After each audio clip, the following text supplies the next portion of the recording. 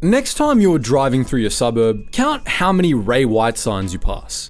There's a decent chance you'll spot one before you even leave your street. It's the most recognizable real estate brand in the country, and most Australians just accept it as part of the scenery without ever wondering how it got there. But behind that familiar logo is a story that starts in a tin shed in the middle of nowhere, runs through 4 generations of one family, involves one of the biggest agent scandals in recent Australian history, and raises some uncomfortable questions about who really benefits when property prices keep climbing. This is the Ray White story. The year is 1902, and Australia had just become a federation. The country is barely a year old as a nation, and in the rural pockets of Queensland, life moves slowly. Crow's Nest is a tiny town on the Darling Downs, about 150 kilometres northwest of Brisbane, surrounded by rolling farmland and not a whole lot else. It's the kind of place where everyone knows everyone and most people make their living off the land. And in the middle of this quiet little town, a young bloke in his 20s named Ray White rents a disused shed sitting on a railway siding right on the outskirts of town and decides he's gonna make something of himself. He had nothing, no capital, no investors, and no business plan of any sorts written up. All he had was his shed, a work ethic, and the willingness to try selling just about anything that could make him a quid. He peddled farm machinery, insurance policies, motor vehicles, general equipment, and other sorts of things. So long as there was a buyer and a seller, Ray White would find a way to sit in the middle and make the deal happen. The town had a large population of German immigrant dairy farmers, and one of the natural byproducts of dairy was skimmed milk, which happened to be perfect for raising pigs. So Ray saw an opportunity and started running a weekly pig auction out of the shed. That pig day actually became a big deal in Crow's Nest. Farmers from across the district would come in, do their business, and Ray would handle a lot of it. He wasn't a specialist by any sense. He was a generalist who understood that the more services you offered to a loyal group of clients, the harder it was for them to go anywhere else. In 1906, Ray married Florence Wilcox, and together they had 4 children, 2 sons named Max and Alan, and 2 daughters, Marjorie and Joyce. The family put down roots in Crow's Nest, and Ray kept building his reputation, becoming known not only as a sharp businessman, but as someone who genuinely looked after his community. When local pig farmers hit hard times and couldn't cover their butcher or grocer bills, Ray reportedly covered those tabs himself. The generosity was so well known that there's a local legend about families in Crow's Nest teaching their kids to say a prayer each night for their parents and for Mr. Ray White. Now, whether that's entirely true or a bit of an embellishment doesn't really matter. What matters is that it tells you something about the kind of trust this man had built in a small country town. For about 20 years, Ray ran his business out of Crow's Nest, growing it steadily. But eventually, he made a decision that would change everything. Somewhere around the early 1920s, when he was in his mid-40s, Ray packed up his family and moved them all to Brisbane. It was a massive leap. He was leaving behind a place where he was a known and respected figure and starting fresh in a city that was exponentially bigger and far more competitive. He set up shop in the Colonial Mutual building on Brisbane's Main Street, right next to the General Post Office, which at the time was one of the most important and recognizable landmarks in the city. From that position in Brisbane, he shifted his focus more heavily into real estate, the thing that would ultimately define the family name for the next 100 years and counting. As the world was hit by the Great Depression and then World War II, the Ray White real estate business, like most other businesses in Australia, came under serious pressure. By the end of the war, it had been significantly weakened. That's when Ray's son, Alan White, stepped in. He threw himself into rebuilding the company through the late 1940s and into the 1950s, gradually turning it into one of Queensland's standout real estate agencies with around 15 company-owned offices. But during that period, something almost ended the Ray White story for good. A big rival real estate firm from New South Wales approached Alan with an offer. They wanted to buy the whole thing, and for a regional Queensland business still finding its feet, this would have been a significant payout. The kind of money that sets a family up and lets you walk away clean. Brian White, Alan's son, was about 13 at the time, and he remembered the moment vividly. If they did come, would that be the end of our business? I've decided not to sell. We'll hang on for as long as we can. That one decision is the reason Ray White still exists as a family business today. If Alan had taken the money, the name would have been absorbed into someone else's brand and quietly forgotten. Instead, Alan kept building, and when it came time to hand the business over, he did it in the most abrupt way imaginable. Brian had joined the family business in 1962 after finishing an economics degree at the University of Queensland. He learned the trade from the ground up, starting out collecting rent and eventually running his own office. Then, in the mid-1970s, Alan's wife passed away and Alan decided to step back. Here's Brian White describing that moment. I was in my early 30s. My father, he called me into his office and said, just let you know, it's time for me to go. This is your office now. I've got all my papers sort of cleared up. Good luck. Do a good job. Be a good leader. And off he went. He later admitted he was terrified and had no idea what being a leader actually meant. But Brian figured it out, and once he did, he started looking beyond Queensland. By the 1980s, large real estate firms from Sydney and Melbourne were pushing north into Queensland's markets, and Ray White was starting to feel the squeeze. Brian realized that if they stayed as a regional operator, the southern firms would eventually overrun them. His thinking was straightforward. They could try to go national and risk losing everything, or do nothing and lose everything anyway. So, in the mid-1980s, Brian and his brother Paul, who had also joined the business, made the call to expand interstate and adopt a franchise model. They were hesitant about franchising at first, but it turned out to be the key that unlocked everything. Giving people the ability to own and operate their own Ray White office created a drive that company-owned branches just couldn't match.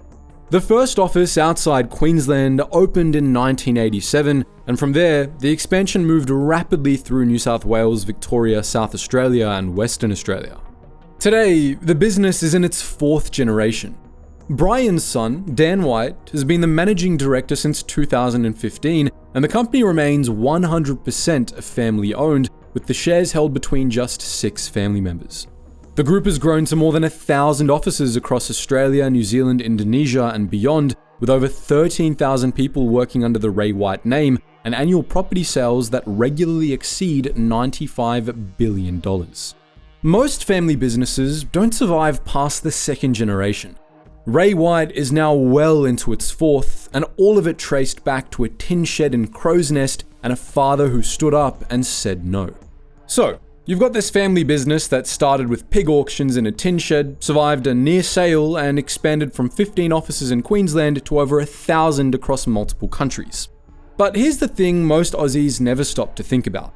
When you walk into a Ray White office, you're not walking into a branch of the White family's company. You're walking into someone else's business entirely. That office is independently owned and operated by a local franchisee who pays for the right to use the Ray White name, systems, and training. The White family doesn't directly employ the agents selling your house. They just built the platform that the agent's business runs on. And that distinction matters because it's the key to understanding how the whole operation actually generates its cash. Each franchisee pays an initial fee to get set up, plus ongoing royalty fees based on their gross revenue, along with marketing contributions that fund the national advertising you see everywhere. In return, they get the brand, a technology platform called Ray White One that handles CRM, marketing, analytics, and training, plus coaching and business development support. The franchisee then hires their own agents, sets their own commission structures, and runs their own local operation. It's the same model Brian and Paul landed on back in the mid-1980s when they were trying to figure out how to take a Queensland business national. But franchise fees from real estate offices are only one layer, because over the decades, the family's built an entire ecosystem of businesses that orbit around the core property transaction. The biggest of these is Loan Market. It was originally started in 1994 by Sam White, Brian's eldest son, originally under the name Ray White Financial Services. The logic was straightforward and very much in the spirit of old Ray White himself, who figured out back in Crow's Nest that the more services you offered to the same group of clients, the stronger the business became. If Ray White was already handling roughly 1 in every 7 property sales in the country, there was a massive pool of buyers who also needed a home loan. So why send that business elsewhere?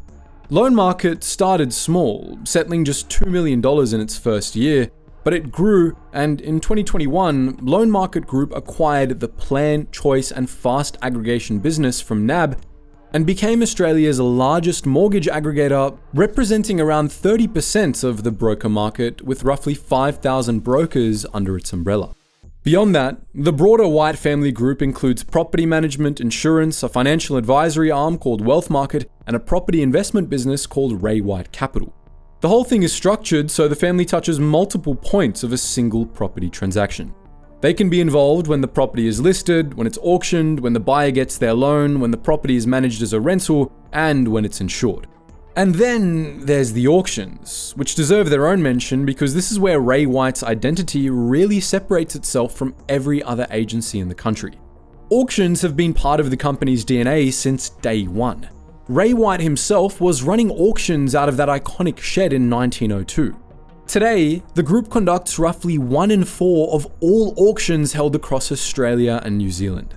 The auction is a distinctly Australian property experience, and Ray White has turned it into the centerpiece of their entire business. But whether that competitive pressure always works in the buyer's favor is a different conversation entirely, and one we need to have. That Saturday morning auction we just described is a genuinely effective way to sell property. But it also creates an environment where certain practices can thrive if nobody's watching closely enough. And over the years, a number of those practices have landed Ray White agents and officers in serious trouble. The most common complaint in the Australian property market, and one that Ray White has been repeatedly caught up in, is underquoting. For anyone who hasn't been through the process, underquoting is when an agent advertises or communicates a price guide for a property that's significantly lower than what they actually expect to sell it for. The effect on buyers is brutal. You see a listing within your budget, you get excited, you organize a building inspection, you pay for a solicitor to review the contract, you rearrange your weekends to attend open homes, and then, on auction day, you discover the property sells for $200,000 or $300,000 above the guide. You were never in the race. The agent knew it, and you didn't. It wastes people's time, their money, and for a lot of Australians trying to get into the housing market for the first time, it's a demoralizing experience that erodes trust in the entire industry. In Victoria, Consumer Affairs took Ray White Oakley and one of its agents, Nick Strelakos, to the federal court for alleged misleading and deceptive conduct in breach of Australian consumer law. The regulator claimed the agency had advertised properties at significantly lower prices than their market value across at least 11 sales in southeast Melbourne between February 2022 and November 2023. The case came after multiple complaints from prospective buyers, and Consumer Affairs Victoria's director publicly stated that underquoting has no place in the state's real estate market. That case is one of several federal court actions the Victorian regulator has taken against real estate agencies for the same type of conduct. But the biggest single controversy to hit the Ray White name in recent years came out of Western Sydney, and it involved the company's top performing agent in the country. Josh Tesselin ran the Ray White franchise in Quakers Hill. He was, by all measurable metrics, one of the most successful real estate agents in Australia. He had won the #1 agent title from Rate My Agent 5 times, and at Ray White's own New South Wales/ACT Awards in September 2024, he took home Top City Principal, Top International Principal, and Top City Auction Agent. He reportedly earned around $9 million in commissions in a single financial year. The numbers were enormous, and the company celebrated them publicly. Then, in mid-2025, things unraveled. Reports surfaced about Tesselin's commission structures, including leaked messages that attracted significant public attention. Ray White initiated a compliance review into his incentive fee arrangements, and shortly after, Ray White and Tesselin parted ways, with the franchise agreement terminated. Tesselin rebranded under a different agency banner. But the regulatory consequences went much further. In August 2025, New South Wales Fair Trading suspended both Josh Tesselin's real estate license and the license of his company, Tesselin Consulting Pty Ltd, for 120 days. The suspension notice published by New South Wales Fair Trading stated it followed an extensive investigation and alleged that Teslin and his company may have engaged in multiple contraventions of the Property and Stock Agents Act 2002. The alleged breaches included underquoting the selling price of over 100 residential properties, dummy bidding at auctions, producing false documents to New South Wales Fair Trading, and breaches of the rules of conduct, including the use of high-pressure sales tactics. New South Wales Fair Trading Commissioner Natasha Mann publicly stated that the suspensions reflected the seriousness of the alleged contraventions and the importance of maintaining public confidence in the property sector. Deloitte was appointed to manage Teslin's business during the suspension period. The fallout from the Teslin case went beyond just one agent though. The New South Wales opposition slammed Fair Trading's enforcement record, pointing out that despite rising reports of underquoting, the regulator had never successfully prosecuted an agent or imposed the maximum penalty of $22,000. Shadow Minister Tim James publicly called the existing penalties no real deterrent. In November 2025, the New South Wales government announced proposed reforms to overhaul the state's underquoting laws, modelled on Victorian legislation introduced in 2016. The proposed changes would increase the maximum penalties for underquoting from $22,000 to $110,000 or 3 times the agent's commission, whichever is greater. Penalties for dummy bidding at auctions would double, and agents would also be required to publish a statement of information explaining how their price estimate was calculated and to include a price or price guide in all advertising. The Fair Trading Minister specifically cited the Teslin suspension when announcing the reforms. And that raises an uncomfortable question that sits at the heart of the franchise model we covered earlier. Because under that model, each Ray White office is independently owned and operated. The White family provides the brand, the platform, and the training, but the individual conduct of agents and franchisees happens at a local level. So when something goes wrong at a franchise, the question of how much the head office knew and when they knew it becomes very difficult to answer. Industry publication Real Estate Business reported that agents both inside and outside the Ray White network described Teslin's methods as an open secret, and that some operators had pushed for head office to act before the regulators stepped in. Ray White hasn't publicly confirmed or denied those claims. What is clear is that when your brand is on the sign out the front, you wear the consequences of what happens inside that office, whether you controlled it or not. So where does all of this leave us? Well, Ray White is, by any measure, an extraordinary Australian business story. A bloke with no capital rents a shed on a railway siding in a town most people have never heard of, starts selling pigs, and over 4 generations his family builds the largest real estate group in Australasia. More than 1,000 offices, more than 13,000 people, tens of billions of dollars in property sold every single year, and the name on more auction boards and for sale signs than any other agency in the country. That's a remarkable achievement, and it's worth acknowledging.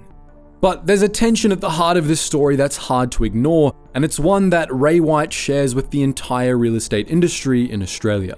The company's success is fundamentally tied to property prices going up.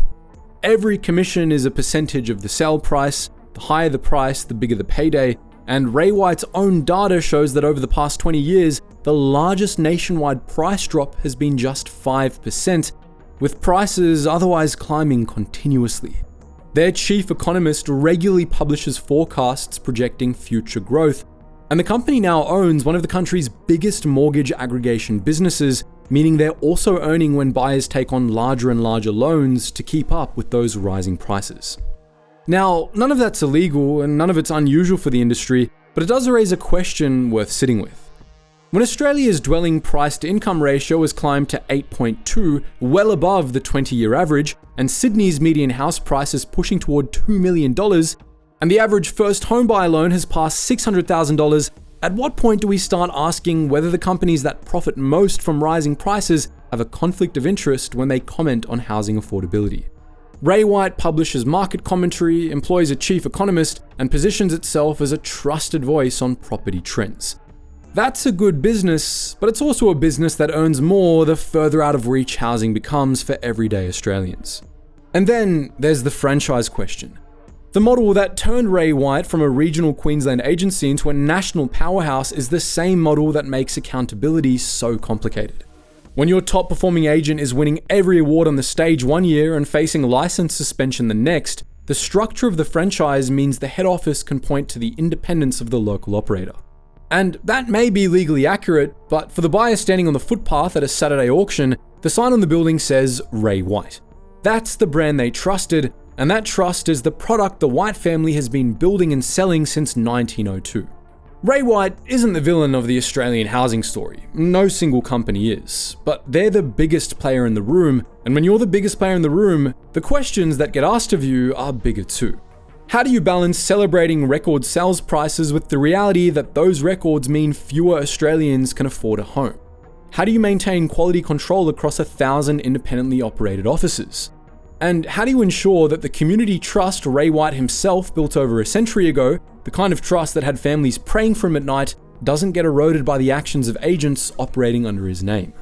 Those are the questions worth thinking about the next time you drive past one of those signs.